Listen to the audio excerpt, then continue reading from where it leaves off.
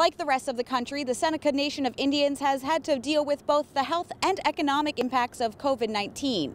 And while the worst might be over, for the time being anyway, the Senecas face an uncertain future due to the nation's reliance on the revenue that's generated from their casinos. The low population density of the Seneca Reservation, located more than an hour south of Buffalo in Cattaraugus and Allegheny counties, helped to limit the spread of coronavirus. The nation reported 16 infections and 4 deaths so far from the virus. The Senecas, a sovereign nation, took most of the same precautions as New York State, sheltering in place and otherwise social distancing, as well as closing schools and businesses. That included its casinos in Niagara Falls, Buffalo, and Salamanca. Those casinos generate nearly 3/4 of the nation's revenue, and their closure prompted what one observer told Phil Gambini was, quote, a very abrupt dissemination of tribal economies, end quote.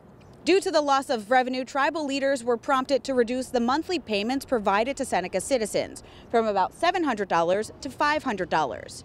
It also put a crimp in the nation's ability to provide services to its 8,000 citizens. The Senecas are phasing in a reopening of their casinos, starting with the one in Niagara Falls today. But there are concerns about how quickly they'll attract customers in the same numbers as before. That's an issue with the hospitality and entertainment business as a whole across the United States.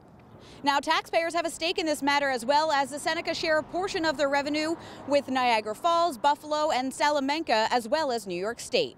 For Channel 2 News, I'm Allie Ingersoll with Investigative Post.